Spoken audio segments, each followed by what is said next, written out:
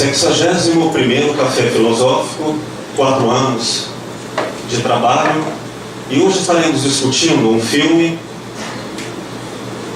chamado Tempo de Despertar, uma análise bioética da obra de Oliver Sacks.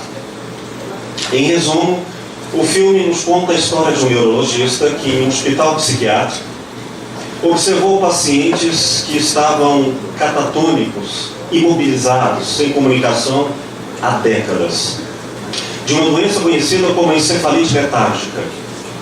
Porém, este médico sentiu que eles estavam apenas adormecidos e acreditou que, se forem devidamente medicados, eles poderiam ser despertados.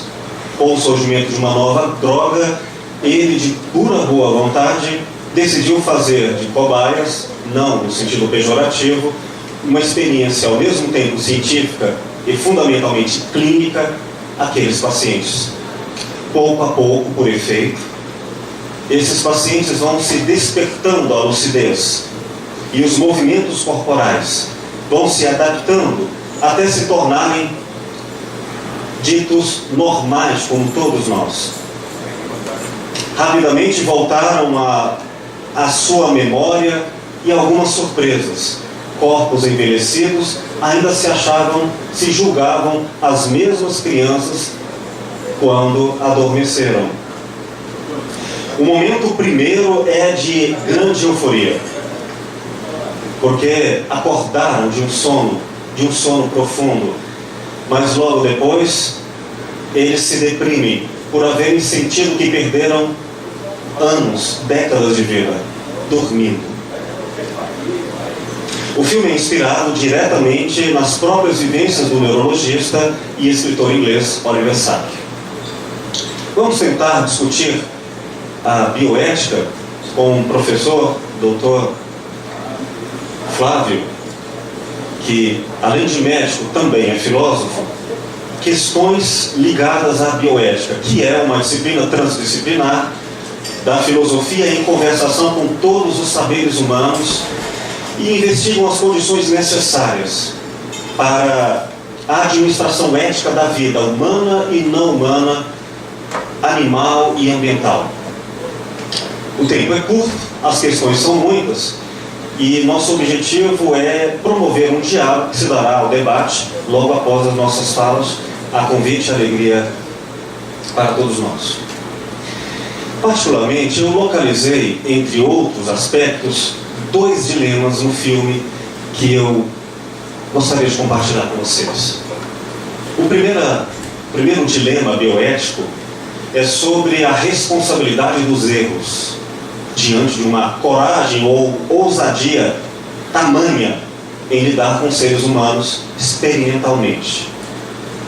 No filme, o médico, protagonista da história, encontra um químico que está anunciando essa nova droga, ainda não testada em seres humanos, e serve para outros fins que não este médico acredita poder ser útil. E quando o doutor neurologista apresenta a possibilidade daquela droga ter um efeito positivo, ser experimentada em seres humanos para outros fins, a resposta do químico foi terrível. Deixe os médicos fazerem o estrago. Como químico, ele não gostaria de assumir a responsabilidade de quaisquer erros e também, quem sabe, os acertos. Bom, o médico ainda insistiu, o neurologista consultou a supervisão dos médicos supervisores do hospital psiquiátrico em que trabalhava e ouviu dessa diretoria, das autoridades médicas de então, a seguinte frase: deixe os químicos ficarem com o estrago. O coração daquele homem, no entanto, insistiu, ousou, e aconteceu a história narrada. O segundo dilema ético é sobre a autoridade e o poder da verdade sobre os outros. Em particular, a verdade daqueles que assumem alguma estatura de poder médico, ou de poder curador, ou de poder cuidador a decidir sobre os outros. Destaco a cena em que uma comissão de profissionais deste hospital se reúne com um dos pacientes que havia acordado de mais de 20 anos de sono profundo, quando ele desejava sair do hospital como qualquer pessoa, sozinho, sem acompanhantes, sem supervisão. E a resposta que lhe foi dada foi: não, você não tem autoridade para retomar a sua vida. Como a dizer de alguma maneira, a decisão sobre a sua vontade ainda nos pertence, ainda que você esteja lúcido e em completas condições, aparentemente, de uma vida normal. Mas eu destaco quando uma das profissionais doutoras da equipe de saúde lhe pergunta, quando ele recusa a resposta, dizendo que tinha sim o direito, ela pergunta a ele se ele acaso não tinha se dado que estava manifestando uma raiva inconsciente. O paciente, bem lúcido de fato, responde: como eu poderia saber se é inconsciente? A ironia não é pequena, e é sobre ela que eu gostaria de discutir com maior demora.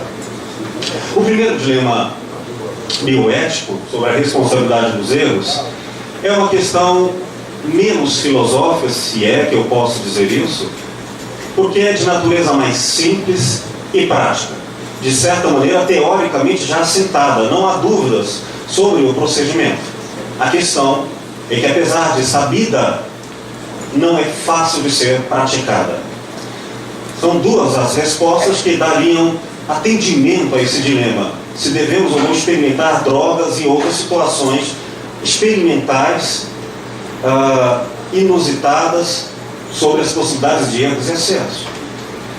Uma resposta política é simples: democracia nas instituições. Quaisquer decisões têm que ser públicas. Elas têm que ser dadas não a um ou a outro, mas a todos quanto aceitem o debate. Como a diversidade de opiniões haverão de acrescentar informações e perspectivas, só teremos a ganhar, talvez com alguma demora, a riqueza de possibilidades, o debate público e aberto. Do ponto de vista das pessoas diretamente envolvidas, a solução é diálogo e responsabilidade compartilhada, em acordo. Digo isso com a essência do diálogo, não das questões políticas ou institucionais: ética e compaixão. Isso acontece no filme. O médico psiquiatra leva à instância superior, é debatido no hospital e também é feita a assinatura da mãe daquele paciente antes dele acordar, concedendo o direito e os riscos em benefício da esperança de que algo bom viesse a acontecer. O que acontece é difícil sabermos se foi bom ou ruim, e é disso que eu gostaria de tratar. O segundo dilema bioético, sobre a autoridade e o poder de verdade sobre, acima dos outros. Como bom seria se todos os dias de nossa vida, por qualquer medicação, terapia ou milagre, fossem um tempo de despertar.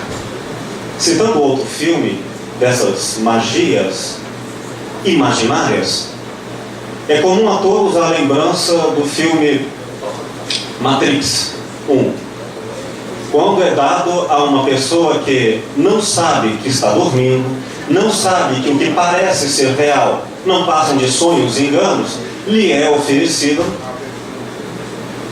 são oferecidas duas pílulas, uma azul e uma vermelha, sendo uma delas a continuação do sono, e ele acordaria em seu sono sonhando que era um sonho, sem ter a menor noção de lucidez ou realidade. Nada mais do que todos nós na tese do filme. A outra pílula ele poderia tomar com a ressalva: ele jamais voltaria a ser a mesma pessoa que era depois do conhecimento. A obra, sabemos, é uma metáfora ressurgida e atualizada da cultura grega, quando os filósofos se põem a discutir se a verdade e a razão podem acordar as pessoas. Bom, se um dia pudéssemos acordar toda a nossa consciência, por quaisquer um dessas magias, toda a nossa consciência de vida, eu me perguntaria, primeiro, seria ético fazer isso? Seria desejável ter tanta lucidez? Será que a lucidez, a própria lucidez, é sempre melhor do que a própria ignorância? E de quem é a verdade que pode decidir sobre as escolhas de vida do outro? Falando como terapeuta, como filósofo clínico, já há mais de 15 anos de consultório, também me pergunto, e se, junto com a verdade, eu despertasse no outro as suas próprias mentiras? Pois a lucidez não haveria de faltar consigo mesma, com o próprio juiz. Algumas delas mentiras para si mesmo, mentiras de tal sorte que o próprio não saberia. E a decepção de enganar os outros pode ser um simples perdão, mas a decepção de haver se enganado talvez seja uma dor insuperável. Quem haveria de desnudar as suas vergonhas em público ou de frente ao remorso? Quem fizer o teste, por favor, saiba, na bula está escrito, dói. E se junto com o despertar da imaginação das injustiças sofridas, como nós vemos muito, geralmente, nos primeiros reclames de consultório, ainda mais quando as disputas são em terapias de casal, e que um reclama do quanto sofreu nas mãos do outro. Se além disto, o certo, eu creio, em grande parte é verdade, também eu despertasse nele a memória dos vários momentos em que ele foi o próprio algoz, o causador da dor no outro. Pensando em responder essas questões, eu invoco uma leitura de um grande escritor, Richard Bach. Esse autor, esse pensador da literatura muito gostosa, muito fácil, de obras como Hipnotizando Maria, Fernão Capelo Gaivota, em tradução no português, ou Ilusões, As Aventuras de um Messias Indeciso. Ele diz que ele, que é um neoplatônico, que recupera as teses de Platão e a atualiza em literatura, diz que todos nós vivemos em um mundo de aparências, de ilusões, de sonhos. E leva o leitor a questionar a si próprio e suas concepções de mundo. E diz, especialmente na obra Hipnotizando Maria, que nós estamos já hipnotizados. Imaginem a cena. Um rapaz se prepara com toda a ardilosidade do seu pensamento defensivo diante de um palco em que um hipnotizador faz truques de auditório e consegue hipnotizar várias pessoas. Ele pensa, ele vai tentar me hipnotizar, mas não conseguirá. Ficarei atento a todos os seus gestos e palavras. Ele não conseguirá. E não é que justamente ele é convidado para subir ao palco e nele fazer o teste de hipnotismo? Ele fica atento, presta bastante atenção, vai subindo ao palco e diz, a qualquer momento ele vai me hipnotizar, mas não conseguirá. O hipnotizador diz, por favor, entre nessa caixa. E ele continua seguindo os procedimentos, aguardando o momento em que seria aplicado sobre ele qualquer efeito hipnótico. Ele não sabia que desde o momento que foi chamado já estava hipnotizado. E ele que esperava ser hipnotizado. Donde se conclui da tese Platão, que equivale ao cristianismo. Todo este mundo que o corpo anuncia é uma ilusão. Não se trata de uma coisa simples ou outra de auto-engano. Trata-se de toda uma existência. E para Platão só a razão, para o cristianismo só o amor sublime e desapegado são capazes de libertar-nos da pior de todas as prisões, a armadilha interna, cuja chave é trancada porta adentro. A ilusão de se acreditar livre. Quem poderia se libertar se nunca acreditou estar antes prisioneiro de si mesmo? Eu quero ler para vocês rapidamente um trecho final da obra A República de Platão, em que Sócrates, dialogando com Glauco, apresenta a tão conhecida alegoria da caverna para dissertar com vocês conclusões que aponto como iniciativas. Sócrates diz a Glauco, aspas, se referindo a um homem que imaginariamente, desde que nasceu, desde criança, foi preso dentro de uma caverna sem nunca de lá ter saído. Esqueçam as questões práticas de comida e tudo mais. Digamos que seja possível. Aprisionado pernas e pescoço, sem poder pensar por si mesmo ou caminhar pelas próprias ideias, mas que, por qualquer motivo, ele um dia foi solto e começou a sair dessa caverna em que vira à sua frente de costas para a entrada apenas sombras. Tudo o que vira até então era sombras. Seria mais do que natural acreditar que real eram sombras. Mas ao sair da caverna, passando por uma fogueira que projetavam tais sombras, ele finalmente consegue conhecer a luz do sol e as coisas não representadas, não copiadas falsamente ou precariamente como sombras do real. Conhece as coisas tais como elas são, a verdade pura e revelada. Momento que seria difícil, e então a descoberta de que tudo que viver e acreditava ser real, lucidez, não passara de sonho, ilusão. Semelhança com o filme, em que os pacientes não seriam aqueles outros, mas todos nós, diante de qualquer método, medicação, magia, milagre, nos acordasse. Diz Sócrates, se referindo ao homem que se liberta. Ele não pensaria antes, como herói de Homero, que mais vale, aspas, viver como escravo de um lavrador, fecha aspas, e suportar qualquer provação do que voltar à visão ilusória da caverna e viver como se vive lá? E se o tirassem de lá à força, se o fizessem subir um íngreme caminho montanhoso, se não o largassem até arrastá-lo para a luz do sol, ele não sofreria e se irritaria ao ser assim empurrado para fora? E chegando à luz com os olhos ofuscados pelo brilho, não seria capaz de ver nenhum desses elementos que nós afirmamos agora serem verdadeiros? Os prisioneiros não diriam que, depois de ter ido até o alto, voltou com a vista perdida, que não vale mesmo a pena subir até lá?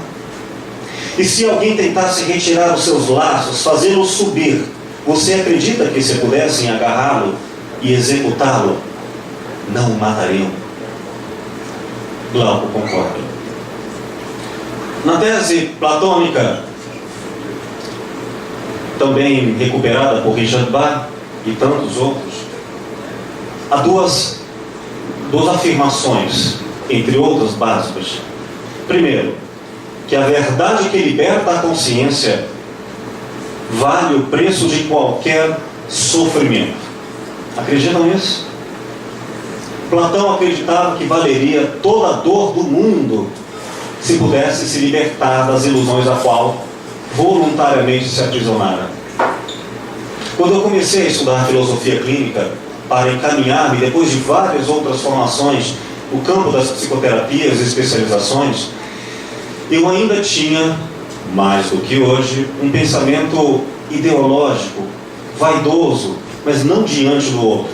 E me perguntei, e levantei a questão ao meu professor Lúcio Parker, criador da filosofia clínica, que é o exercício da filosofia em consultório como uma forma terapêutica de ajudar as pessoas, orientá-las, sem jamais pensar por elas segundo a sua própria estrutura de pensamento, primeiro, ouvindo-a, compreendendo-a, respeitando-a, para depois orientá-la em seus próprios termos. Disse ao Lúcio, aliás, ele me disse, Will, depois de eu discursar qualquer uma dessas teorias maravilhosas, que escolhi Platão para mostrar quanto eu sabia do ser humano. Ele diz, Will, imagine então um casal está recentemente divorciado, semana passada, e eles lhe procuram no consultório o que Platão diria a eles sobre como resolveriam os problemas práticos que demorariam algum tempo esclarecendo para você. Meu Deus, fiquei estupefado, estava pronto para dizer o que Platão repetia em seus próprios termos, mas não sabia pensar à maneira de Platão um problema real do nosso tempo. O que eu era, senão um espelho de vaidades, incapaz de pensar e de ajudar? Foi então que, traduzindo, eu hoje, concordando com Platão sobre esta nossa ilusão das aparências, como toda a filosofia de alguma maneira expõe, mas eu teria que discordar dele porque a minha prática clínica mostra: a verdade não vale, não para todos, a dor que ela provoca. E eu não quero trazer a tese de Hitler e do fascismo, que cresceu gigantemente a medicina com pesquisas ao custo da dor e do sofrimento de judeus que serviram para coisas feito transplante de pele sem anestesia. É claro que a medicina avançou, mas a verdade e o saber valem o custo da dor? Eu acho que vale para aqueles que demonstraram que, mais do que afirmar isso, deram algum testemunho de que estão preparados para um passo a mais e não por completo. Seja como for, a segunda tese de Platão é que essa doce ilusão que aprisiona, ela é defendida até a morte, custe o que custar, para aqueles que a alcançaram. Neste ponto eu concordo com Platão, e eu acho que nossa história da civilização ocidental e oriental não negou nenhum testemunho para todos os tempos. Eu vou, a propósito do que citei no início, falar de Jesus, que é alguém que valeu-se filosoficamente do método socrático, à sua maneira, não como místico, mas como pensador, quando, sabendo respostas, fazia perguntas, utilizando do mundo e das metáforas daquele que ouvia, para que ele próprio respondesse. Porque se a verdade fosse lhe dita, duas coisas aconteceriam, conforme Platão nos anuncia na caverna da República. Se a verdade lhe chegasse desvelando a nudez de suas vergonhas, como acontece no filme e acontece com todos nós em algum momento, quando a verdade nos é dita, ela causaria tanta dor que haveria de nos preocuparmos se vale a pena. Segundo, se essa verdade fosse pela dor alcançada, quem a alcançou, como o próprio Jesus, como Sócrates, como Gandhi, como Martin Luther King, Malcolm X, Madre Teresa de Calcutá, Chico Xavier, posso citar tantos em quaisquer culturas, que eles não teriam dúvida. O príncipe Siddhartha da tribo de Gautama, o Buda, Confúcio, grandes pensadores de todas as épocas, Paramahansa Yogananda, todos eles disseram: pode me matar, pode destruir, pode quebrar meus ossos, mas nunca mais retirarão de mim a lucidez, e esta não cedo a ninguém. Então, para estes que alcançaram liberdade, estes, tudo bem, eles aceitam de bom grado o sacrifício, mas aqueles que não alcançaram, quem tem o direito de impor? No cristianismo, para citar Paulo de Tarso em Coríntios, ele repete 3 vezes. Eu me pergunto se ele era gago ou sábio no que fazia. Quando falava sobre o amor que acorda espiritualmente, isto é, mentalmente, ou como queiram, quaisquer sinônimos da consciência, todos dormem, todos dormem, todos dormem, e o amor acorda. Diante da pergunta daquela doutora, se o paciente no filme estava com um desejo inconsciente, uma defesa inconsciente, a questão ali é retomada de Sartre pelo que ele chamou de má-fé das autoridades psicanalíticas e psicológicas e dos poderes psiquiátricos institucionais, alegando termos em que a terapia pertence ao terapeuta e não ao paciente. É por isso que em filosofia clínica não há mais paciente, porque não há nenhuma classificação patológica, nenhum tipo de personalidade previamente estabelecido. O outro é apenas outro do qual eu não conheço e eu para ele também sou outro. Não somos nem melhores ou piores.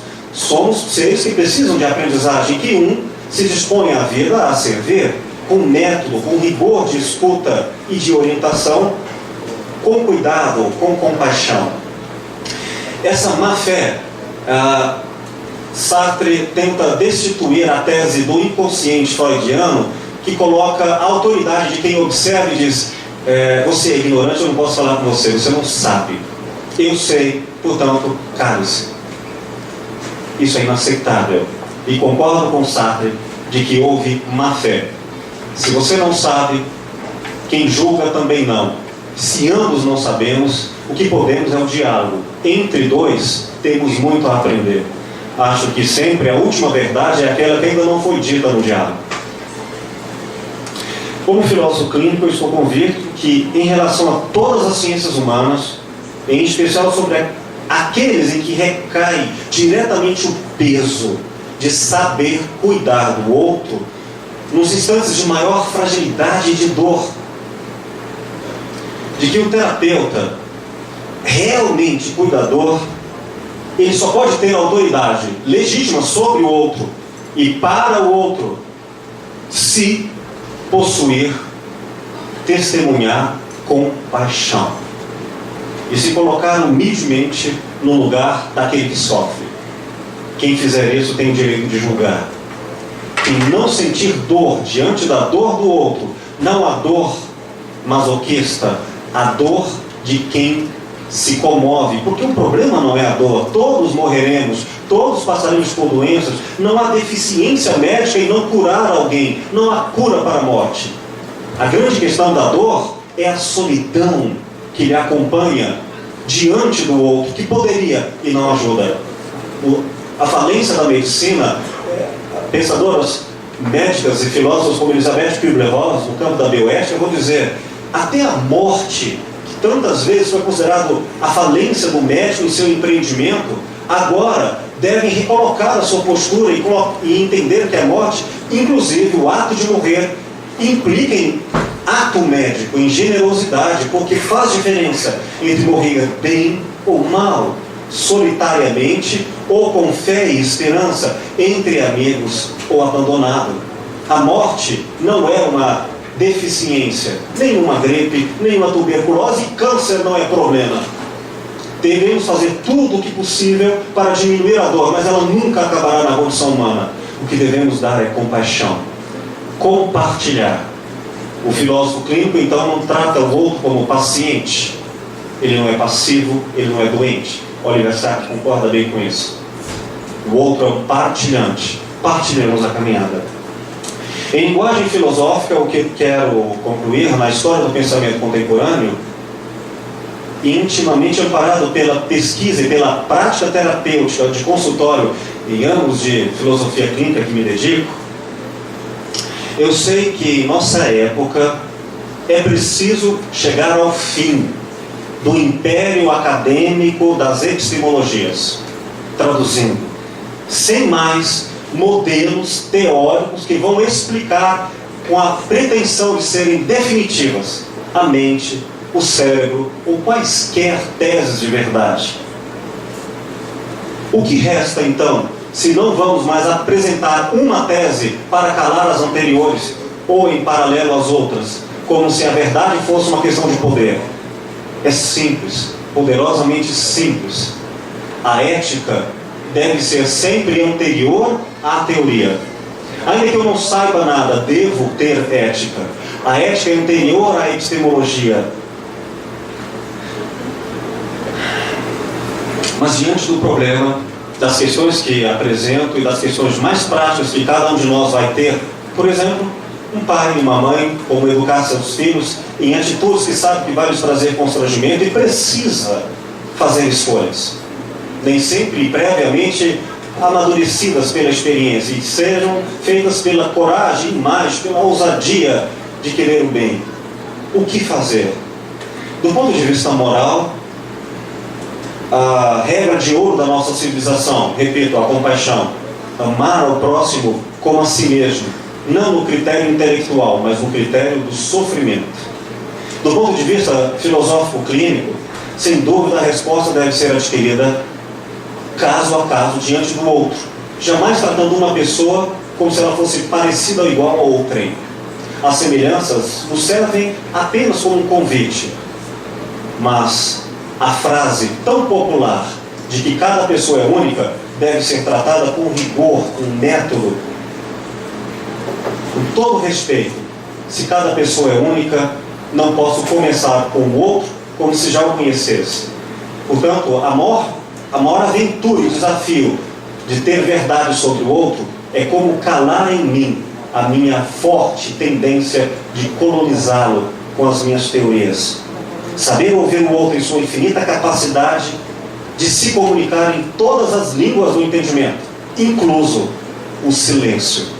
Tudo fala, e quando o amor fala, todos são ouvidos. Muito obrigado a vocês.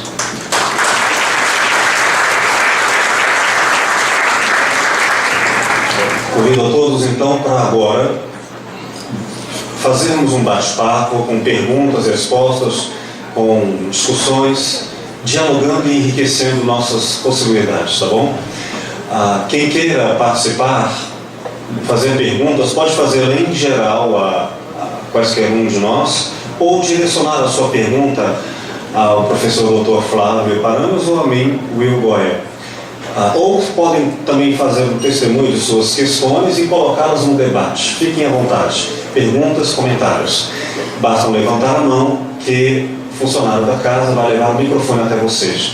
Como tudo será filmado e disponibilizado no YouTube para divulgação pública desse trabalho voluntário, peço a vocês, por gentileza, que deixem o seu nome ao fazer a pergunta para que saibamos direcionar as respostas e serem reconhecidos depois como material didático disponibilizado pela internet.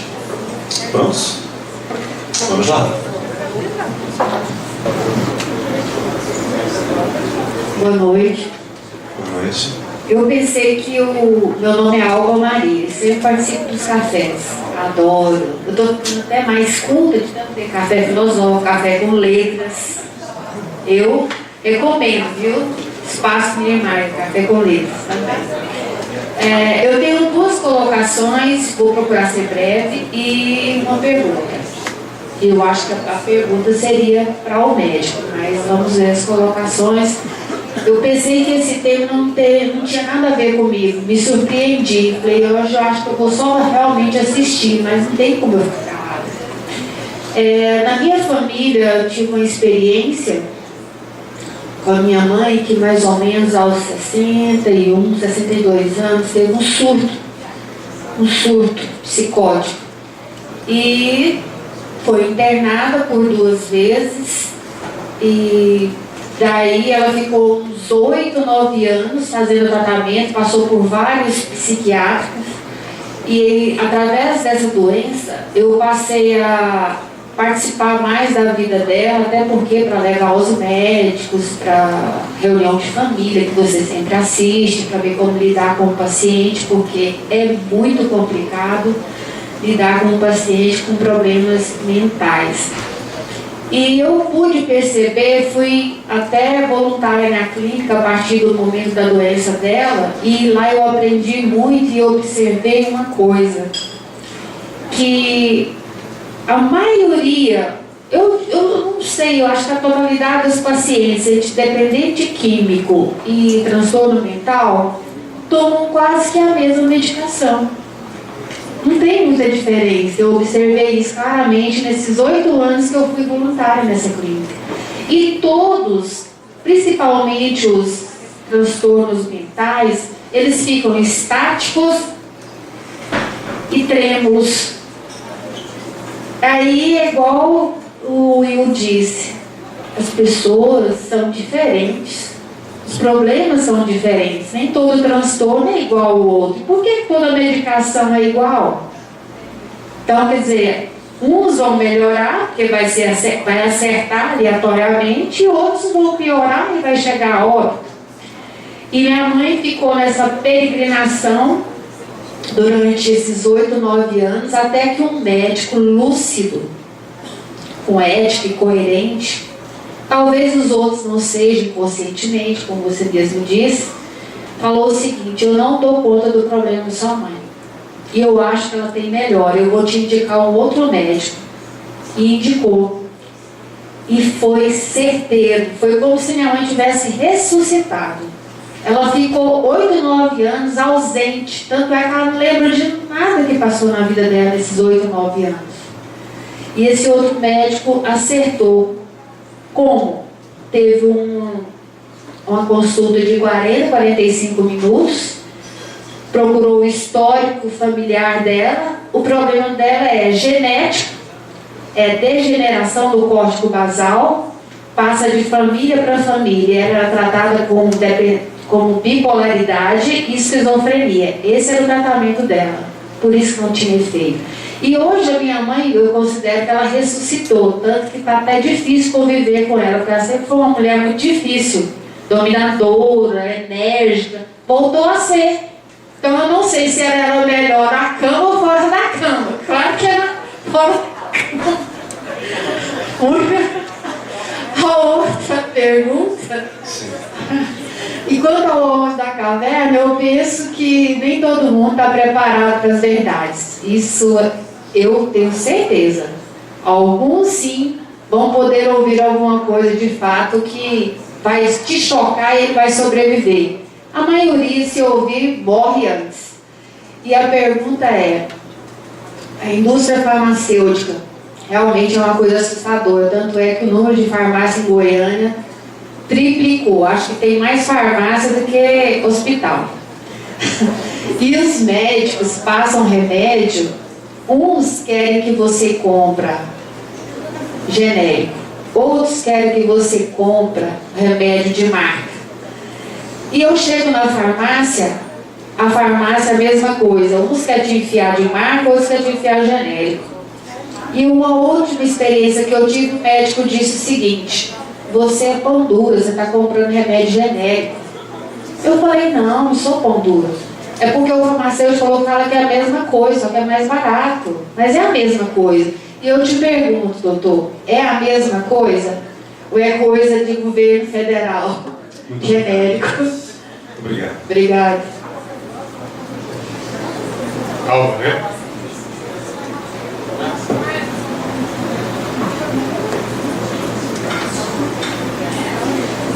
Boa noite a todos, boa noite Vitor, boa noite doutor. Meu nome é Marcos Vinícius, eu sou advogado, especialista também em direito médico, mas antes disso filósofo. E me suscitou toda essa fala a um trabalho de Paulo Coelho, que é Verônica Decide Morrer. Muito bacana, igual o doutor falou, quem não conhece pelo menos algumas vezes, cada vez que você reler é um pensamento diferente. A minha pergunta para ambos é: até quando a invasão, quando nós falamos de neurociência, quando nós falamos de patologias mentais, até quando a invasão ela é permitida, do ponto de vista médico, do ponto de vista espiritual, do ponto de vista pessoal, até mesmo legal? Porque são pontos desconhecidos. Então, voltando a essa obra que nós trabalhamos aqui, até quando isso seria suportável? Até quando o momento que a pessoa se cura, igual aconteceu, você continuar mostrando para ela, tentando fazê-la imaginar que ela continua demente, para continuar sendo estudada, em vista que o problema dela, se o sacrifício dela pode ser um benefício para tantos. E voltando ao campo da bioética, os malefícios e os benefícios, um sacrifício de todo um coletivo, de uma comunidade. Pergunta essa. Muito obrigado. Obrigado, querido. Mais alguém nesse primeiro momento? Sim. Boa noite. Boa noite, querido. Obrigado a todos. Parabéns, professor Flávio. Eu sou Natan e eu trabalho também como voluntário em uma clínica para dependentes químicos E lá a gente faz diversos trabalhos. E eu faço, além do trabalho, uma observação sobre essas questões que é muito pertinente o que se fala hoje da bioética. E eu vejo que dentro da psicologia clínica e da psiquiatria não existe nada especificamente real, digamos, quando diagnosticou isso, existe um remédio exato. Que naquela semana o paciente tem um determinado problema, o médico passa um remédio e fala o seguinte: você toma isso, daqui 30 dias você volta para a gente ver o resultado. Então não tem especificamente um remédio para aquele problema. Ele vai fazer um teste durante 30 dias e pode ser que ele piore e pode ser que ele melhore. Se ele melhorar, então continua tomando esse remédio. Se não, aí é outro remédio. Então a gente vê que essa questão, igual o professor contou no começo, a história do experimento que se faz com a pessoa que, por incrível que pareça, deu certo, ele se tornou um médico brilhante. Mas em pequenas doses isso acontece direto dentro da nossa sociedade. Esses pacientes lá são submetidos sempre a testes, o tempo todo.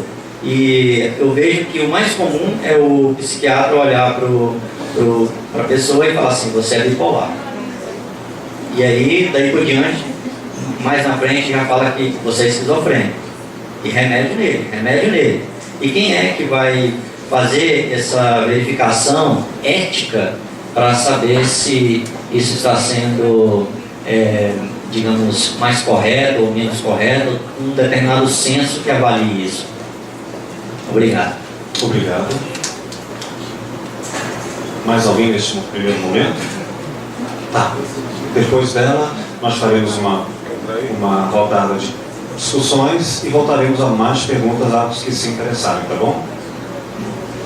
Oi, boa noite. Ainda não me Alexandre, pessoalmente também. E uma coisa que eu queria colocar em pauta aqui hoje é as chamadas drogas da felicidade. Chega o microfone perto da boca, gente. As chamadas drogas da felicidade.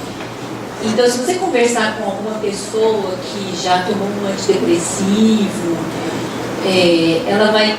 Você pode perguntar para ela assim: o que esse antidepressivo te fez de bem? Na maioria das vezes, as pessoas te falam que ele te dá um certo torpor.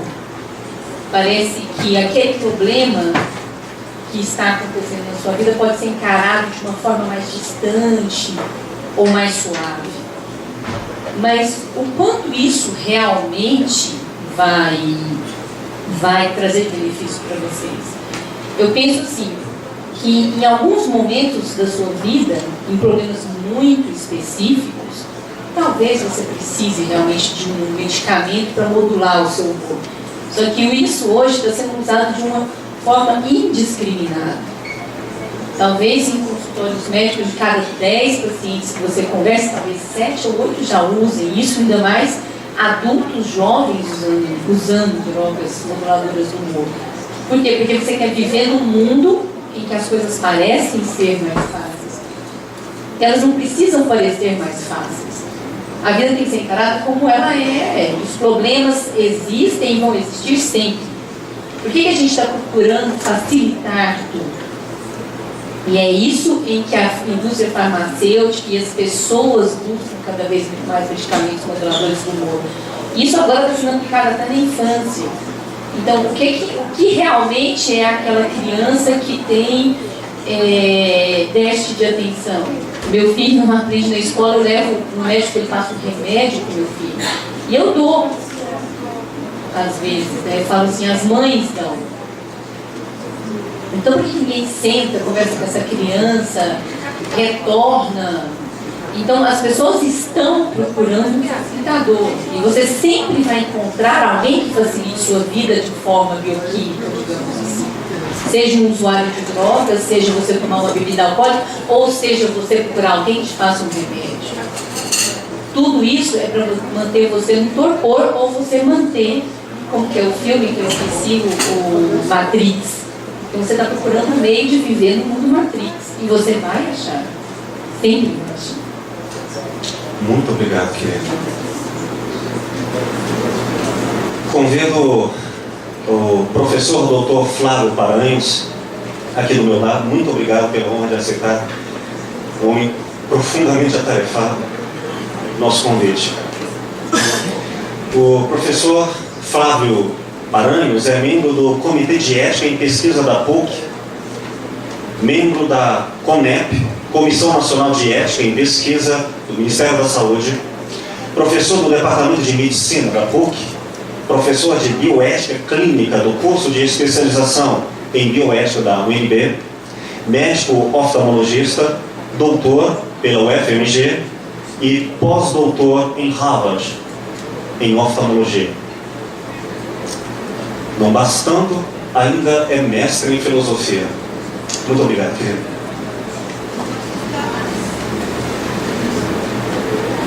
Obrigado. Tá bom, tá bom. Achei ótimo que você tenha falado antes de mim, porque me ajudou muito. Deixa eu só me preparar aqui. Então eu vou usar como gancho várias coisas que o Will disse. Eu ficava me perguntando como eu deveria me preparar, qual seria o público, quais seriam os interesses, se são interesses parecidos com os meus.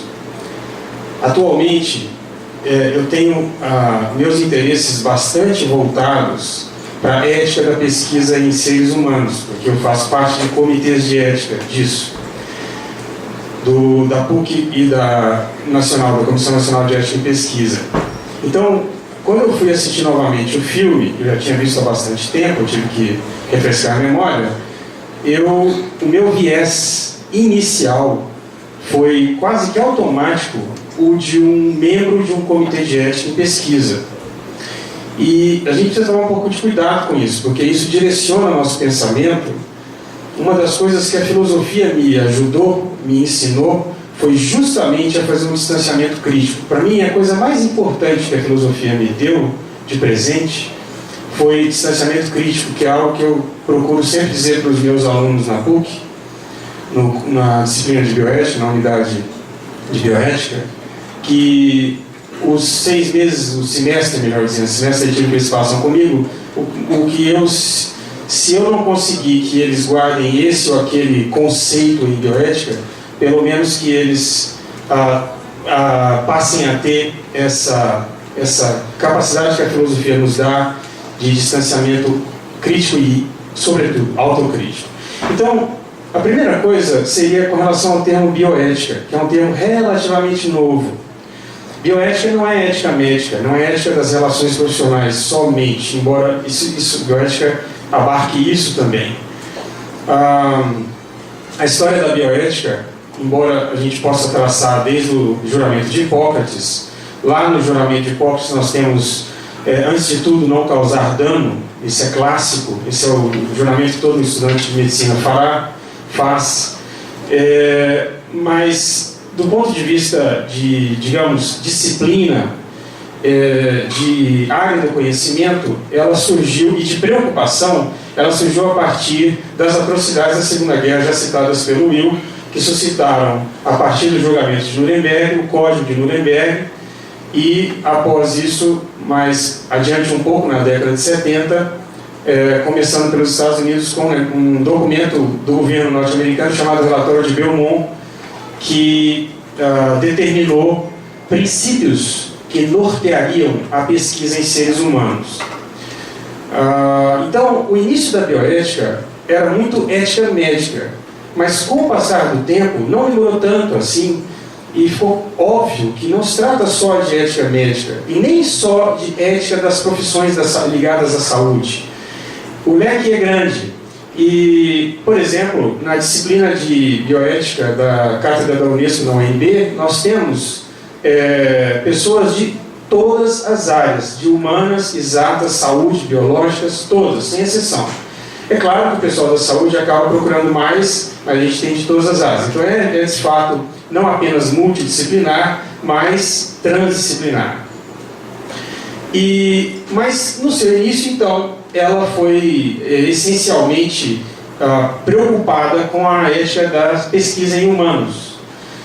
E com isso, então, com o relatório de Belmont determinou 3 princípios, e foram conhecidos como os princípios da bioética, que logo adiante uma das pessoas que fez parte da construção do relatório de Belmont, ele chamado Tom Beecham, que é vivo até hoje e leciona na Universidade de Georgetown, ele junto com o Childress fizeram os princípios, publicaram um livro que é clássico até hoje, Princípios de Ética Biomédica, que estabeleceu os 4 clássicos princípios que são usados até hoje quase como um cacoete por todo estudante das áreas da saúde, não só da medicina, que são a beneficência, a não maleficência, o respeito à autonomia e a justiça. E é interessante a gente notar que essas chaves epistemológicas, essas chaves de argumentação e tomada de decisão, que são os princípios tradicionais da bioética, eles foram e têm sido bastante criticados pelo mundo todo, e particularmente pelos bioéticos latino-americanos e mais especificamente os brasileiros, justamente por causa das limitações que tem. E essas limitações ficam claras, por exemplo, quando a gente vai analisar um filme como Tempo de Despertar ou o livro que o inspirou, baseado nessas chaves de raciocínio e tomada de decisão. Elas são insuficientes, mas elas são um começo. E aqui eu gostaria de fazer abrir um parênteses. O Tempo de Despertar, o filme, embora o próprio Oliver Sacks tenha dito que ele gostou do filme, o filme abriu a cabeça dele para coisas que ele mesmo tinha enxergado, ele é, como costuma ser, bem diferente do livro que o inspirou. O livro que o inspirou é bem mais técnico, é bem mais descritivo e narrativo no sentido de, a gente vai ver logo adiante, de medicina narrativa, das agruras dos pacientes. E, inclusive, é interessante porque quando o filme acaba, ele nos suscita um bocado de questões. E quando a gente lê o livro, essas questões, e há algumas outras que eu vou tentar levantar já. Então, se a gente for analisar, como eu ia dizendo, analisar o filme com as chaves de argumentação e tomada de decisão da bioética tradicional, os 4 princípios de Georgetown, a primeira coisa que nos vem à mente é: o médico do filme fez bem ou fez mal?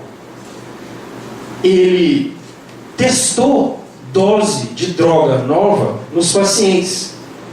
Então, pelas lentes de hoje, esse médico jamais teria conseguido, ou que profissional de saúde que fosse, jamais teria conseguido fazer o que ele fez na década de fim de 60 e início de 70. E a primeira coisa que eu precisei fazer foi, até lembrando de um professor de filosofia meu, que eu sempre gostei muito dele, o professor Joel Olho, ele tem um livro sobre leitura de filosofia, que nos lembra de contextualizar a obra, quando a obra foi escrita, quando aquilo aconteceu, como era o contexto da época. Então eu precisei lembrar que naquela época não é justo julgar aquele médico pelos padrões de hoje. Hoje, por exemplo, nós temos no Brasil o que rege a ética de pesquisa em humanos, são algumas resoluções, mas principalmente a resolução chamada 466 de 2012.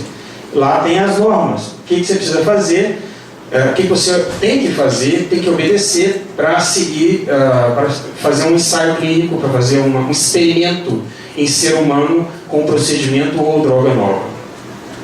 Então, a primeira coisa que eu precisei fazer foi lembrar a mim mesmo que eu não posso julgar com essas chaves de hoje, ou normas de hoje, melhor dizendo. Mas ainda assim, se a gente pensar, ele estava no final da década de 70, início das 60 e início da de 70. Já naquela época, e eles tinham essa intuição que eles estavam correndo um risco. Na verdade, não é muito difícil esse tipo de raciocínio. Quando a gente vai fazer um experimento, quando a gente vai indicar um procedimento, por mais invasivo, quanto mais invasivo ele for, mais essa balancinha aparece na nossa cabeça. famosa balança do risco versus benefício. Então, quando a gente vai indicar alguma coisa, seja ela experimental ou não, nós temos que ter essa balança na cabeça. Eu vou fazer mais mal ou mais bem se eu indicar isso? Se eu testar isso ou se eu indicar isso? Tem um outro filme muito interessante, que também é inspirado em história real, chamado Cobaias Humanas, que fala da história do início da cirurgia do bebê cianótico, que era a história de um cirurgião bastante arrogante, e é paralelamente a história do racismo nos Estados Unidos.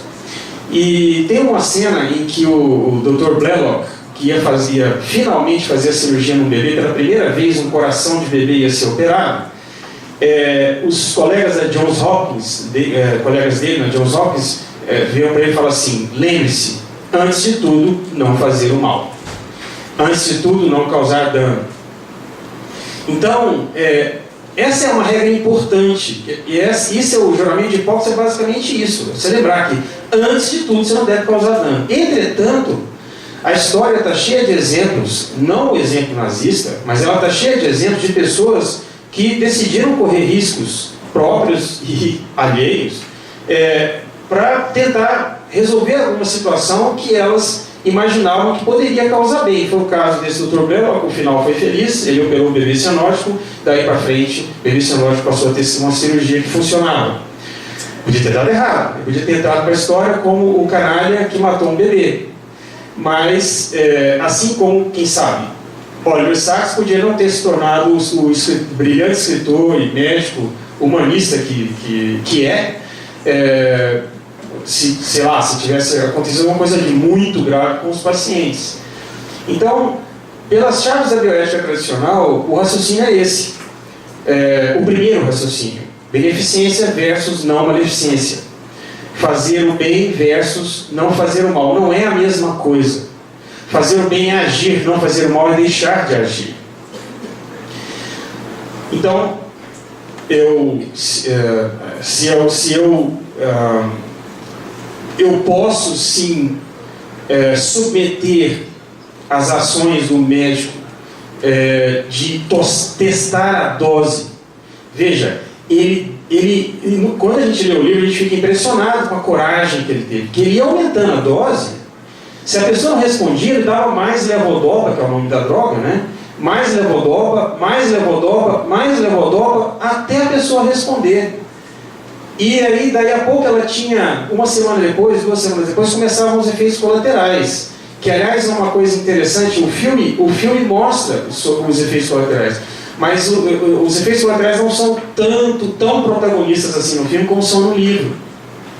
E isso é uma coisa interessante ver, porque é interessante ver como o médico neurologista, como ele digeriu essas informações, um espírito verdadeiramente científico, não aos moldes de normas de hoje, mas aos moldes da época que foi possível fazer. Ele realmente estava pensando no melhor para o paciente. Os outros 2 princípios da bioética principialista, da bioética tradicional, vou chamar de tradicional, que seriam o respeito à autonomia e à justiça. No caso de respeito à autonomia, nesse caso era muito difícil. Os pacientes estavam, aspas, dormindo, letárgicos. Eles não tinham como ter autonomia plena. Eles passaram a ter alguma autonomia depois da administração da droga. Mas antes disso, não. Então, até uma autonomia delegada, que é aquela que a gente pede permissão para os parentes, hoje em dia nós temos um negócio chamado TCLE, Termo de Consentimento Livre Esclarecido, que é todo experimento em seres humanos, seja ele invasivo ou não, tem que ter um termo de consentimento livre esclarecido, que não é um simples papel que exime o pesquisador de culpa. Ele é um papel que tem que, de fato, informar e informar bem e de forma que o leigo entenda, para que ele diga: sim, eu aceito, você pode me dar essa dose de levodopa, que nesse caso não foi possível. E, finalmente, a justiça, como 4º princípio tradicional, que a justiça diz respeito a todos terem o mesmo tratamento. Na época, o levodopa era muito caro. e ele precisou fazer uma seleção dos pacientes que se encaixavam naquela categoria, que poderiam ter mais chance. Então, nós temos, como eu falei, há uma corrente crítica à bioética tradicional, essencialmente, mas não somente, latino-americana, que é a chamada bioética de intervenção, que foi desenvolvida aqui no Brasil pelo ONB, principalmente pelo grupo do professor Rony Garrafa. E um dos documentos mais utilizados pela bioética latino-americana não é um documento latino-americano, é um documento mundial da Unesco, que é a Declaração Universal sobre Bioética e Direitos Humanos, que é bem mais ampla do que os 4 princípios tradicionais de Georgetown. Então, enquanto os 4 princípios se restringem a situações individuais, a Declaração da Unesco, vou chamar simplesmente de Declaração da Unesco, da agora para frente, a Declaração da Unesco, ela faz referência a uma série de perspectivas que não são contempladas pela bioética tradicional. Então, por exemplo, o respeito à vulnerabilidade, a noção de igualdade, justiça e equidade, solidariedade, cooperação, dignidade humana. Isso é interessante porque, vejam, a dignidade daqueles pacientes foi restabelecida com o experimento do neurologista. Isso é uma coisa que a gente vibra ao ver o filme e ler o livro, e infelizmente não dura muito tempo, né? É um dos grandes problemas da situação que deu origem ao filme, ao livro. Mas, de qualquer forma, uma coisa que os pacientes tinham deixado de ter era dignidade, até porque eles não conseguiam ser pessoas lá no hospital. E, inclusive, depois que eles acordam, é negado a eles, continua sendo negado a eles, como o Will falou, né? naquela reunião dos médicos, continua sendo negado a eles que eles fossem pessoas completas. Não, você não pode sair daqui, porque a gente acha que não é seguro. Ou seja, embora alguns deles estivessem já em exercício, se não pleno, mas em exercício da sua autonomia, não era considerado assim pelo grupo de médicos que os assistiam. Uma coisa, então eu gostaria de me referir a algo que o filme mostra um pouquinho, mas não tanto quanto o livro, que é o seguinte: no filme o médico enfrenta a resistência e a arrogância dos colegas. Como é filme, você até podia dizer, não, isso faz parte do drama, para colorir o filme. Na verdade, isso teve uma correspondência com a realidade, só que foi um pouquinho diferente. No livro, o que o médico diz, o Oliver Sacks diz, foi o seguinte: ele teve uma extrema dificuldade para publicar os resultados dele no início da década de 70, nas revistas médicas da época. E aí ele aponta 2 coisas que eu achei muito interessantes. A primeira delas foi que ele conseguia furar o bloqueio do sistema, digamos assim, publicando cartas relatando casos de insucesso. Porque ele ficou assustado que com os pacientes dele, tinha paciente, e com 2, 3 semanas, ele já estava muito pior do que antes de usar o levodopa, que é a droga. Foi uma das coisas que mais assustou ele, embora ele tenha ficado impressionado com o despertar. O despertar o impressionou. E, infelizmente, a ducha de água fria, a maioria dos pacientes, não todos, mas a maioria dos pacientes, passou a ter sintomas, efeitos adversos, porque o efeito colateral nem sempre é adverso, mas nesse caso o efeito colateral adverso da droga, que chegavam a ser piores do que a doença propriamente dita, ou pior dos sintomas que tinha antes. Pois bem, então, tem algumas coisas que são interessantes. Por exemplo, o fato dele, ele tentou publicar artigos que eram biografias eram histórias dos pacientes em revistas científicas. E todas negaram, porque aquilo não era ciência. Aquilo não era estudo quantitativo. A medicina ganhou muito com a matemática e a estatística. Mas, como tudo tem um equilíbrio, se a medicina ou qualquer área do conhecimento ficar muito em cima de uma determinada coisa, ela emburrece. E foi o que aconteceu naquela época. Ele não conseguia publicar, as revistas não aceitavam porque não encaixava no que elas estavam habituadas a publicar. E então ele sofreu uma enorme resistência. Ele, naquela época, ele já estava fazendo algo que hoje nós chamamos de medicina narrativa. Existe uma linha de pesquisa hoje, tanto de pesquisa quanto de humanização da medicina, chamada medicina narrativa, que é exatamente o que ele fazia. Levar em consideração a biografia do paciente. E essa é a parte, digamos, médico-paciente. E ao transmitir isso, transmitir de novo como uma biografia, uma história, uma narração, literalmente.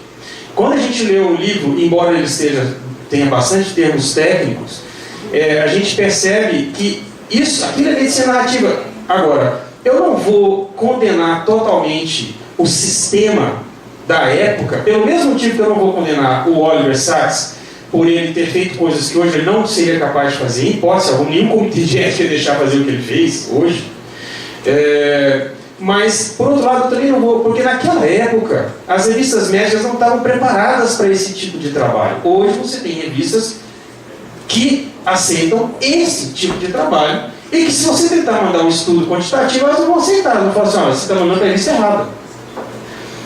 Agora, então eu dou um desconto para o sistema médico da época, mas eu não dou um desconto para o sistema médico no que diz respeito à resistência à publicação dos insucessos. Isso eu não dou desconto, porque isso é criminoso. E isso acontece ainda hoje. Uma das preocupações da bioética de intervenção é exatamente porque a bioética de intervenção ela tem um caráter político também. Ela não é passiva, ela não é só venha a mim o caso que eu vou analisar esse dilema ético. Faço ou não faço cirurgia?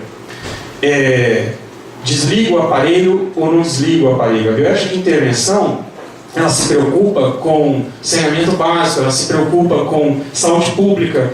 E uma das coisas que diz respeito à bioética de intervenção é exatamente a honestidade da pesquisa científica e o quanto é nocivo o conflito de interesse que existe entre alguns grupos de pesquisa e a indústria farmacêutica, que deixa de relatar efeitos adversos eventualmente ou se vale de desenhos de estudo, desenhos de pesquisas em seres humanos que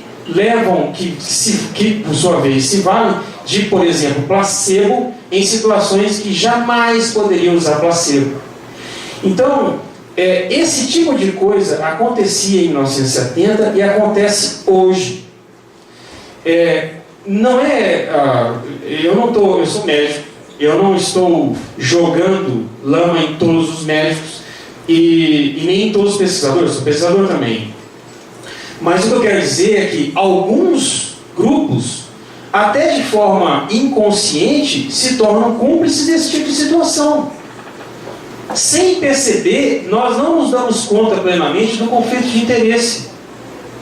Nem quem está com o conflito de interesse e nem quem está em relação com quem tem conflito de interesse. O conflito de interesse nem sempre é descarado, vamos dizer assim. E a bioética de intervenção se preocupa bastante com isso. E eu achei bastante interessante esse detalhe que é pincelado no filme e explorado mais profundamente no livro, dessa dificuldade de publicação de efeitos adversos, porque o levodopa era uma droga milagrosa.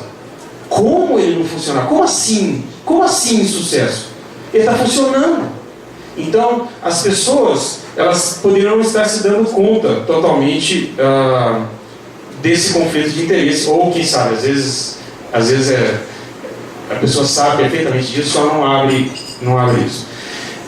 Eu só gostaria de fechar com uma das coisas que o Will falou, me chamou a atenção, com relação a essa história de se a lucidez, se o conhecimento é bem-vindo ou não é bem-vindo. Eu não tenho resposta para essa pergunta, embora depois que você tem, não tem como, você não consegue abrir mão, isso aí a gente concorda. Eu não tenho certeza, eu não tenho a resposta para a pergunta se é bom ou ruim, mas uma coisa que eu acho interessante é o seguinte, tem um biógrafo do Dostoiévski, Joseph Frank, que ele cita um negócio que eu tinha visto num filme do Woody Allen. Eu achava que era do Woody Allen, mas depois vi que era do Dostoiévski mesmo.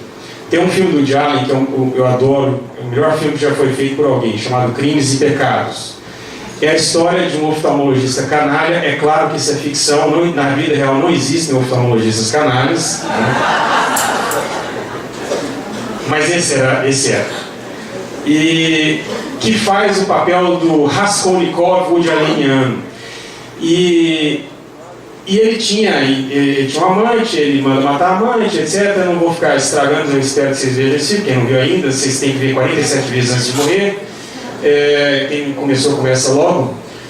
E aí tem uma cena que ele está imaginando na casa antiga dele, ele conversando com a família dele, e o pai, ele conversando com o pai, e aí tem a tia May, que é nihilista, aspas, e cínica, e o pai, que era bastante religioso, um judeu bastante religioso.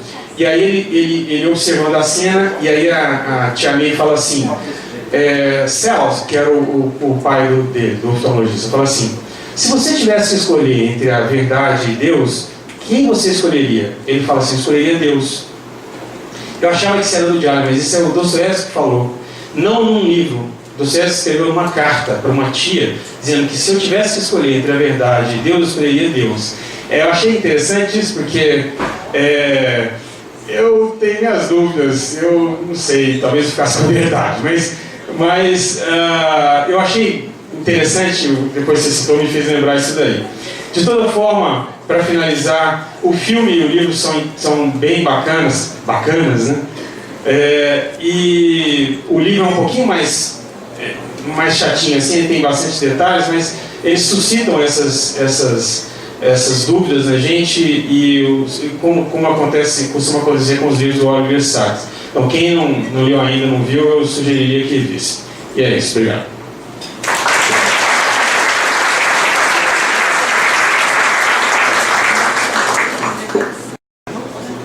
Ao Yuri, bem sucintamente, uma sabedoria tão grande, capaz da poesia, que, em resumo, diz o que a prosa demoraria mais tempo, exigindo mais competência, em poucas palavras, maiores significados.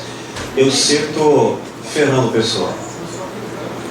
Todos conhecem o poema Mar Português.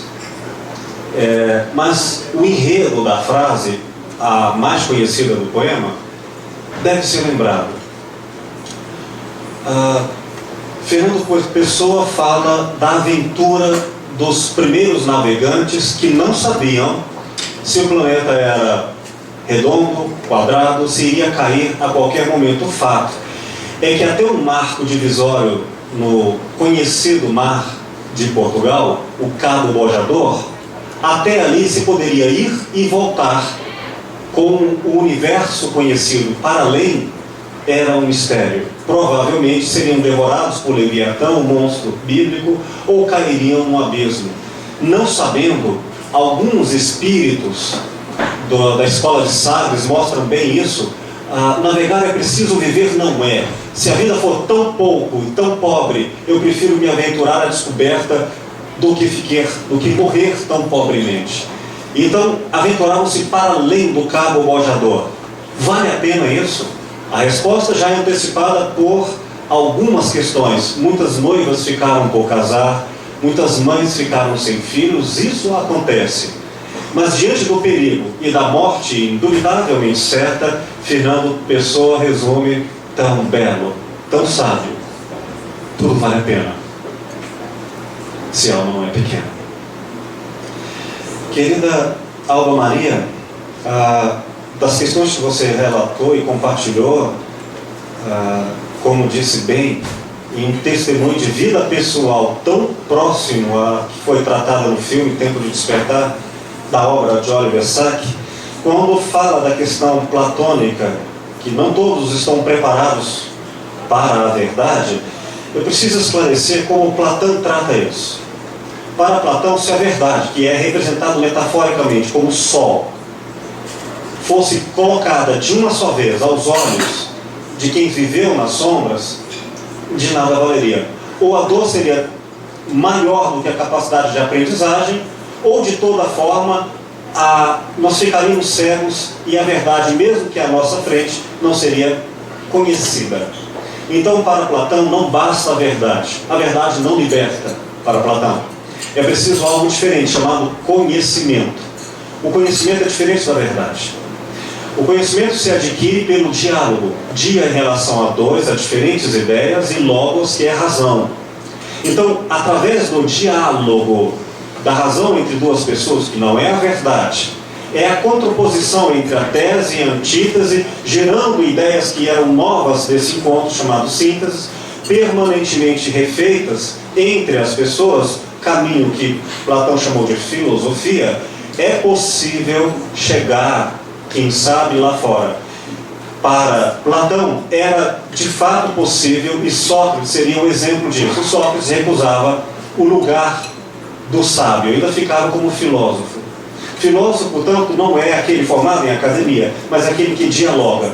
Para o começo de qualquer diálogo da verdade eu não sei. Você sabe, tem alguma ideia desse diálogo, dessa razão entre dois? A verdade não é dita, ela é apreendida uns com os outros. Dessa questão eu derivo ao Marcos Vinícius: até quando a invasão sobre o outro a título da verdade é, em quaisquer sentidos médicos, éticos e espirituais, permitida? Me lembrei de um grande filósofo lituano, Emanuel Levinas, que como judeu também ficou intimamente tocado pelos horrores do nazismo e se deu conta de que a ética é a única resposta a todas as questões do conhecimento. Ou seja, não há nenhuma questão do conhecimento que não seja de origem ética.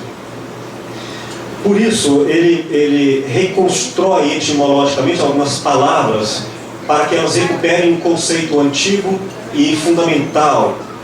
Por exemplo, de hospitalidade, que vem da palavra hospital, que é a condição do hospital. O que é hospitalidade? Toda vez que eu for ao mundo de outra pessoa, que não é necessariamente o outro, posso ser eu mesmo quando olho para o passado e digo: eu falei isso, eu disse isso, já me coloco como outro para mim mesmo, como eu sou outro para o outro. Enfim, é sempre o outro. Diante do outro, eu tenho que visitá-lo, adentrar nele como um visitante, como um hóspede. Hóspede é quem frequenta o hospital. Se não é assim por todos os médicos, deveria ser. Eu peço, por gentileza, à casa do seu ser, se posso ser hospedado a seu convite. E a resposta é ética. Se você disser não, não há, por hospitalidade é momento. Se aceito, como eu falei, na sua casa, apenas aos limites em que você me permite. De outra forma, todo conhecimento seria poder e não mais encontro. O poder sem encontro é aquele que fere. A Simone de Beauvoir colocou isso claramente. A verdade que não faz o bem, ela destrói. Não há uma verdade que pode ser mal interpretada. A interpretação é o diálogo. E qual é a casa do outro? A palavra casa em grego clássico dos filósofos, que vem da palavra ethos, que quer dizer ética. Então, a ética não é uma regra moral, que isso muda de pessoa para pessoa, de época para época. Ethos é aquele lugar em que você é diferente dos bichos, é diferente das pedras, plantas, é diferente de tudo. Só o homem pode ter uma casa que ele habita, que se ele lá ficar, ele será humano. E se o homem sair desse lugar, ele será bicho, desumano. Então, não necessariamente eu estou no meu lugar. Eu estou perdido como ético. Eu estou desabitado. Provavelmente, assim dizendo, todos nós estamos perdidos fora de casa. Todos nós, uma vez perdidos, agredimos, invadimos e somos invadidos, porque uns próximos aos outros. Se quisermos pensar em invasão, não será possível, mas em aproximação eu devo perguntar: até onde e como é a sua casa? O seu ser, o seu jeito de ser, que ocupa tempo, lugar, tem história. Se eu não tiver a preocupação em descobrir como você se define, até que ponto você diz isso aqui sou eu, isso me pertence, será sempre uma invasão. É possível fazer isso por adivinhação? Eu não creio. Talvez algumas pessoas tenham uma intuição generosa, com sabedoria, que ultrapassam a razão. E antes de nos conhecermos, já sabem os limites da nossa tolerância e do nosso convite ao outro. Particularmente como terapeuta, eu acredito que eu vou pisar no lugar onde não deveria, invadindo o outro. Para isso eu peço desculpas e digo: então me ensine a chegar até a sua casa. Se a pessoa disser não, tudo bem, seguirei outros caminhos. Mas se a oferta me for feita, acredito que será possível um bom encontro. Natan, a quantidade de partilhantes no consultório que eu recebo, que já trazem diagnósticos prontos, diagnósticos psiquiátricos, rótulos, que não permitem o diálogo, ainda que eu seja bipolar, seja lá o que isso for, do senso comum à especificação mais técnica, que psiquiatricamente não é um saber completo, é sintomático. Especialmente as questões ligadas à psiquiatria não têm claros registros biológicos. São suposições a partir de sintomas, em que vão aproximando de um, talvez, registro biológico que ficaria a cargo da neurologia. Portanto, esses rótulos, eles impedem o diálogo da própria pessoa diante do autoconhecimento. Se você for bipolar e eu for também classificado, vamos imaginar metodologicamente, o que eu não creio, isento de críticas científicas, ainda assim, sua bipolaridade será apenas um traço do infinito da sua existência. E eu, para dialogar com você, não posso reduzi-la à capa, ao bigode, ao óculos. A verdade, quando fragmentada, é o mesmo que cortar alguém em pedaços e pegar apenas um deles. O resultado disso é mutilação. A verdade que não lida com o todo é sempre cortante. Vale a pena? Não. A querida Cristina, sobre as drogas da felicidade e esses ditos antidepressivos, você está absolutamente certa em sua indignação, como eu também acredito. Para retomar historicamente, falando em modelos ideológicos de dominação e de concessão da vontade para as estruturas políticas, na Idade Média, o sofrimento, a dor e a depressão, embora não fossem subjetivos no sentido do individualismo, eram os fenômenos sociais típicos daqueles que se acreditariam normais.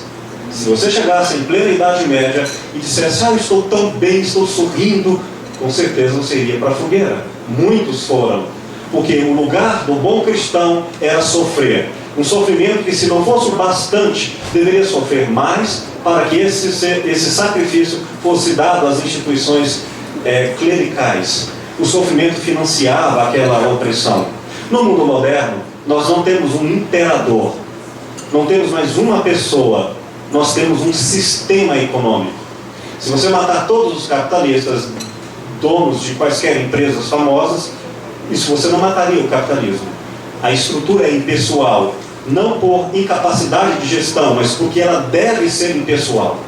A impessoalidade é a alma do capitalismo, portanto, a individualidade é impessoal no mundo nosso.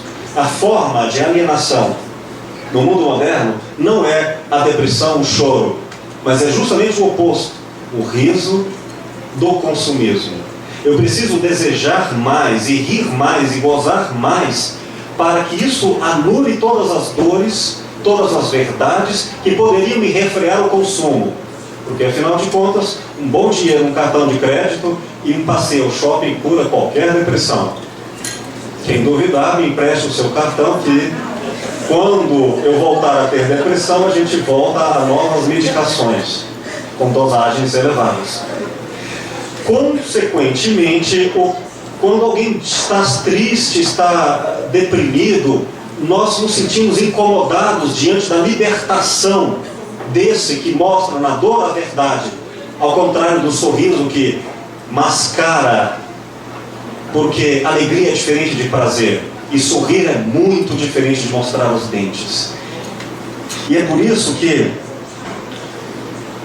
nós precisamos aprender a sofrer, reaprender a morrer, reaprender a lidar com a dor. De que maneira? Bom, como você disse muito bem, todos nós temos problemas e precisamos transformar esses problemas em lições. Quem não aprende a sofrer, mente. Não há na vida a opção sem dor, mas há a opção de analgesia da dor, o que não quer dizer a resolução dos problemas, mas o abandono postergado até o último limite. Chegado à analgesia, quando ela não mais cura, e a depressão, como antidepressivo, não mais se percebe, então, porque a pessoa ri muito, ela está desesperada.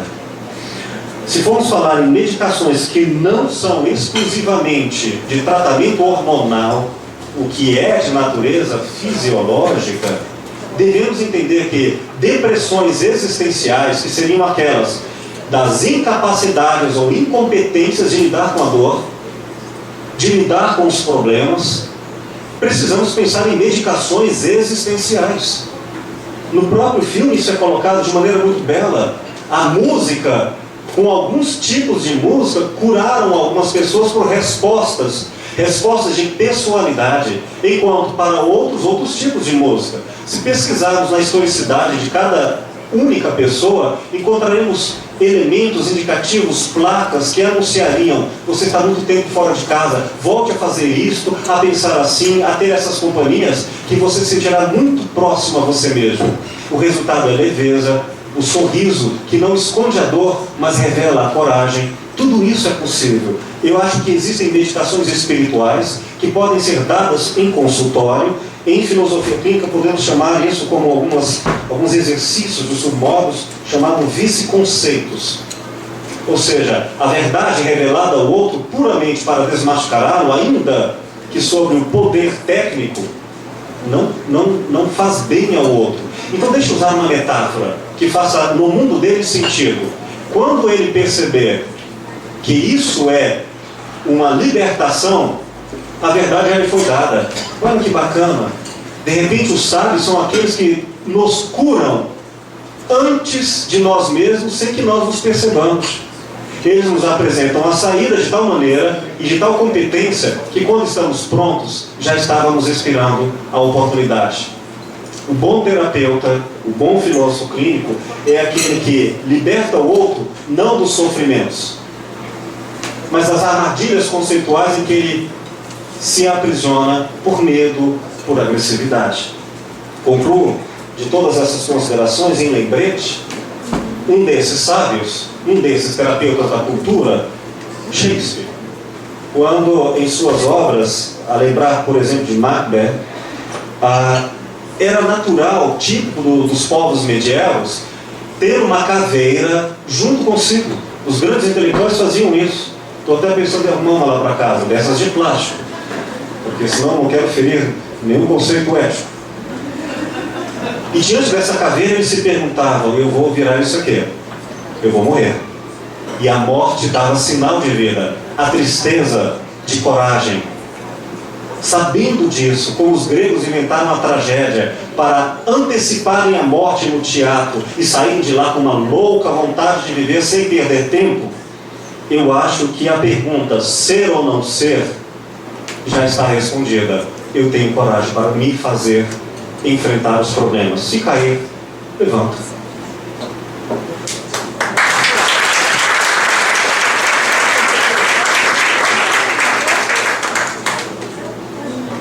relação ao que o Will falou, eu faço coro às congratulações ao Will e ao pessoal que torna possível esse café.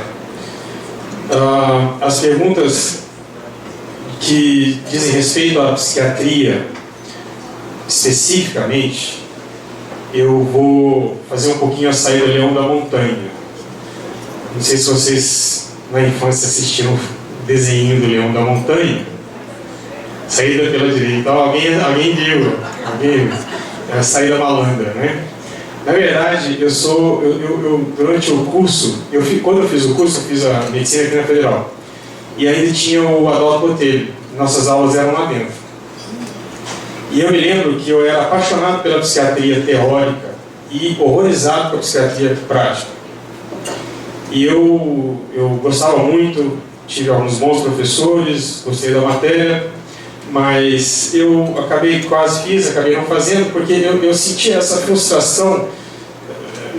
Tudo bem que a minha amostra era viciada, eu tinha o Adalto como amostra, então eu acabei, até porque lá em casa a oftalmologia é uma maldição, meu pai é oftalmologista, meu irmão é oftalmologista, então acabei fazendo oftalmologia, e que eu gosto muito também.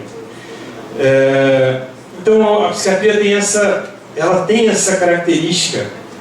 A sensação que eu tenho como não sendo psiquiatra, é que ela é bastante frustrante.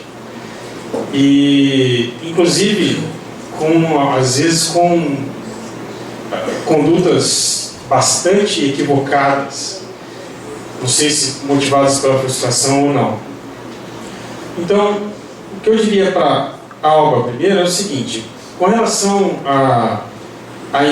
ao conflito de interesse de forma geral, isso vale para a psiquiatria e vale para todas as áreas da medicina, eu queria diferenciar o conflito de interesse do dia a dia do médico que passa a receita. Eu, por exemplo, quando eu faço receita, primeiro, eu faço com letra de computador, e o Will sabe por quê, porque ele foi obrigado a decifrar meus hieróglifos aqui, letra de computador, e eu coloco sempre, seja colírio, seja de oral, etc., eu sempre coloco várias alternativas, e nem sempre idênticas. Colírio antialérgico, por exemplo, você pode passar 3, 4, não são idênticos, e eu falo para o paciente, o que for mais barato você compra.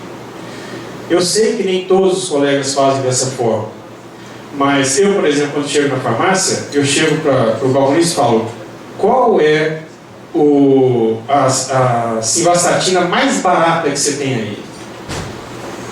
Eu vou comprar a simvastatina mais barata que você tiver, que elas têm exatamente o mesmo efeito. E assim por diante.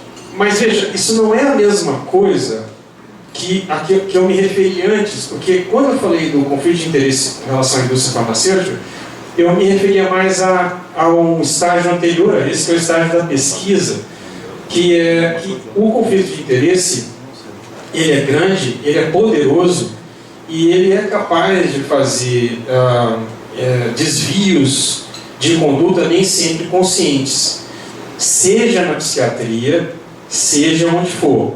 Com relação a dar a mesma droga para todo mundo, veja, tem algumas situações que, se você não tem a melhor... O que vai fazer a gente decidir? Se não me engano, foi o Natan que perguntou o que determina, afinal de contas, que parece às vezes que o médico está fazendo experiências e não experimentos, né?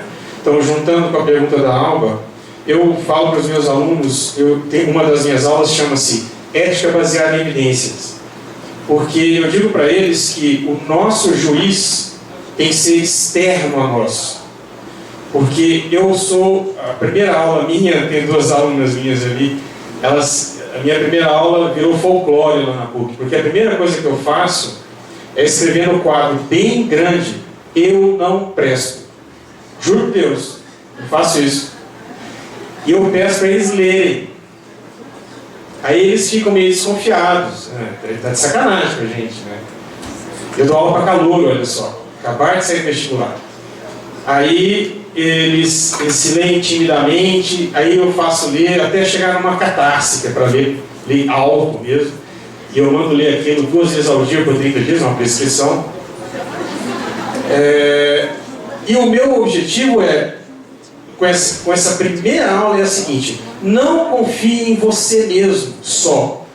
Você, como juiz de você mesmo, vai ser sempre um juiz que vai se perdoar, que vai esticar, que vai racionalizar a culpa, que foi o que o médico oftalmologista no filme do Woody Allen fez. Ele racionalizou a culpa até se perdoar. Você racionaliza a culpa até se perdoar. Então, por isso eu digo para eles, o juiz externo do médico são as evidências, as melhores evidências disponíveis, mas nem sempre você tem boas evidências. Você tem algumas afecções que a melhor evidência disponível é fraca, e você é obrigado a tomar decisão escolhendo entre evidências fracas. Nem sempre você tem, como acontece na oftalmologia atualmente, por exemplo, tem algumas doenças em oftalmologia que são praticamente pão, queijo, queijo. Claro, são pão, queijo, queijo até chegar ao próximo pão, queijo, queijo, porque isso vai mudando.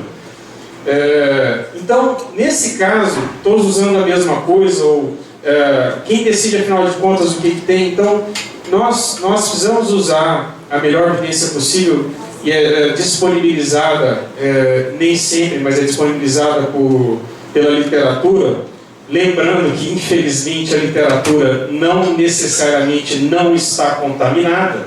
Eu posso estar sendo induzido por uma literatura contaminada. Infelizmente, isso pode acontecer, mas na medida do possível, a gente tenta usar as melhores evidências possíveis. O Marcos Vinícius, ele fez uma referência a malefício e benefício e o conceito de invasão.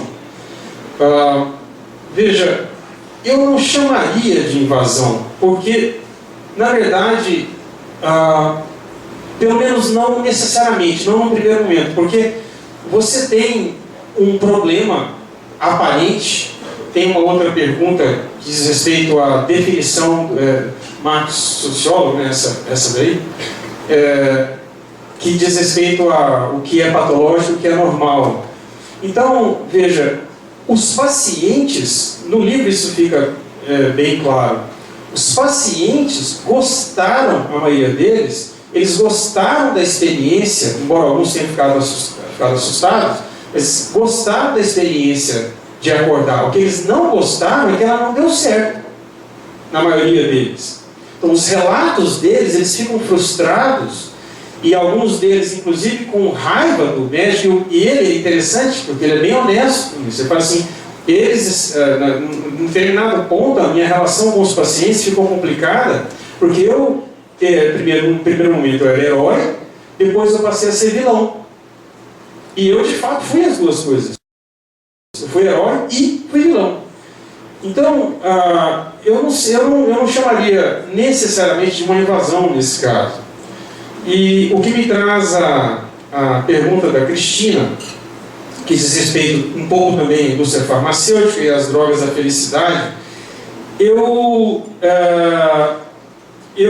penso o seguinte: veja, eu acredito muito, e cada vez mais, e a bioética tem me ensinado isso, que a abordagem do paciente, ela tem que ser multidisciplinar, na medida do possível, até transdisciplinar, não só do ponto de vista teórico, mas do ponto de vista prático também. Então, há casos e há casos.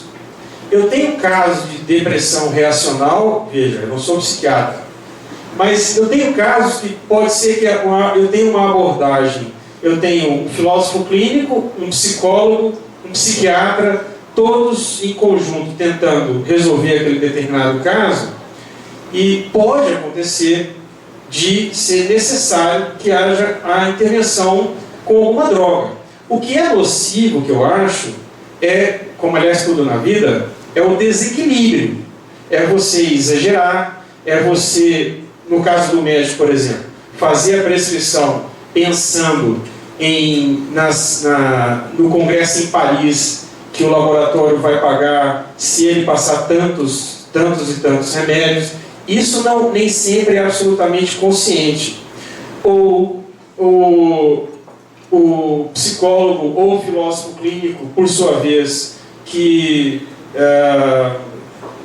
consideram que aquele caso não era para medicação. Então você vai ter, eu acho complicado porque tem muitas situações, tem várias situações. Eu, Cristina, estava falando sobre as drogas da felicidade.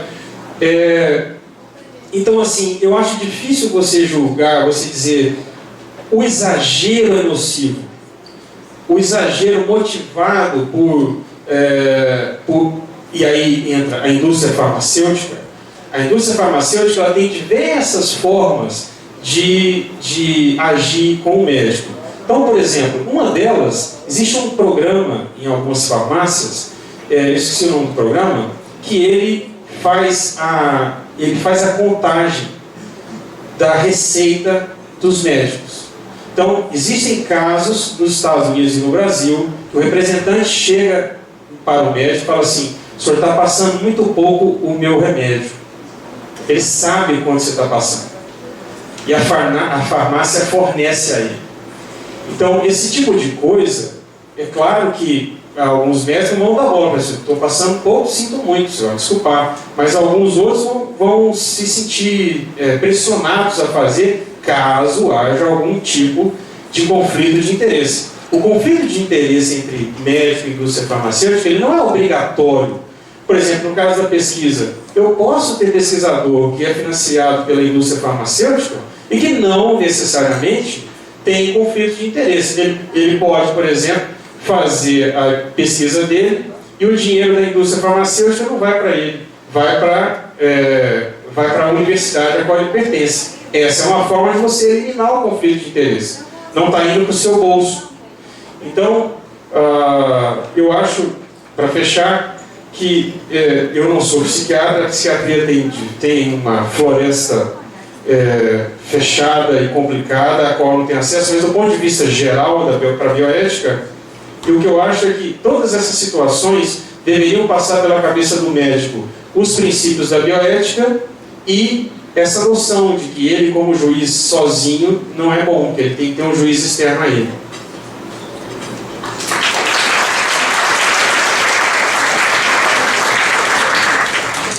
Tomando a palavra, eu queria só ler o que me foi apresentado pelo Marco, sociólogo, muito bem escrito, já até bem respondido e comentado pelo Dr. Professor Flávio Paranhos, e por obras como Os Anormais, de Michel Foucault, ou A História da Loucura, só confirmando, diz ele, suas próprias questões já foram bem expostas.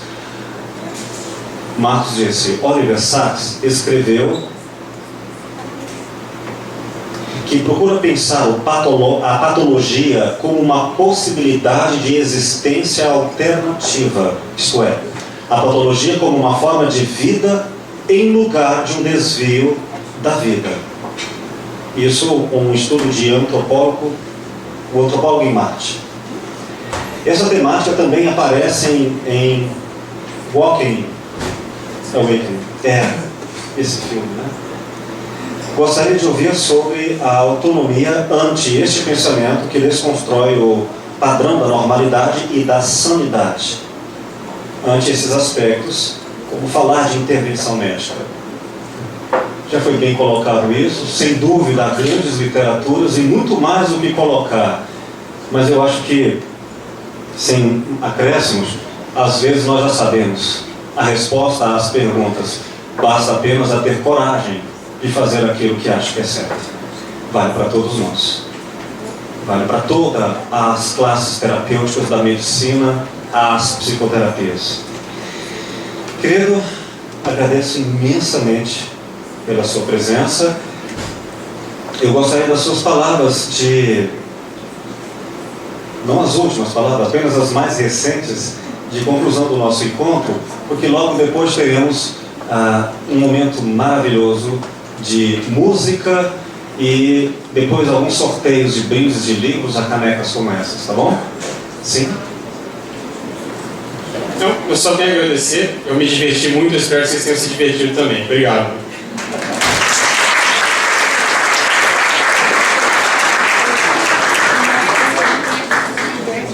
Eu aproveito, eu gostaria de chamar aqui ao palco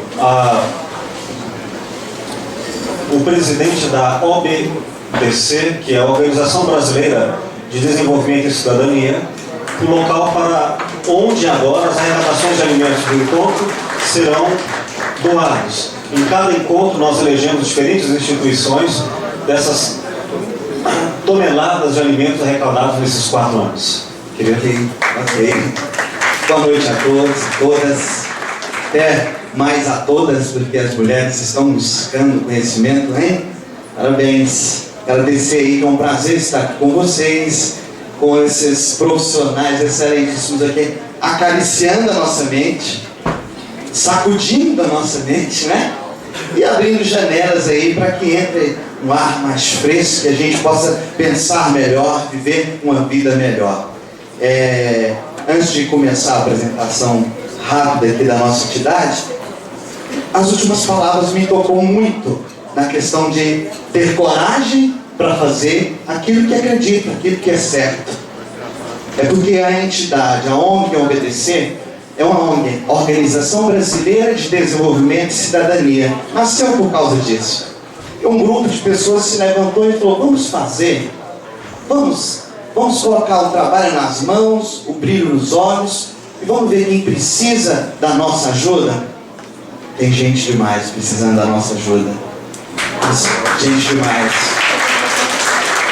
Longe, perto, todo lado, né? E são vários tipos de necessidade. A ONG OBDC, esses alimentos aqui vão ser encaminhados para algumas das nossas famílias. A gente sempre está buscando parceiros aí como o Bolshoi, o professor do Rodrigo aí, obrigado mesmo, as famílias vão agradecer. Nós cuidamos aí de cerca de 480 famílias na região metropolitana, de diversas situações. Tem famílias que precisam mais de uma presença sociocultural, vamos dizer assim. Nós temos muitas famílias que precisam do pão de cada dia, que é para onde vai se juntar esses alimentos aí. Fazemos um trabalho sociocultural usando a arte, o teatro principalmente, né? Até dou uma dica aí, uma oportunidade que nós tivemos de trazer um trabalho breve, um trabalho de uma encenação rápida para vocês. Este trabalho vai ser bastante interessante.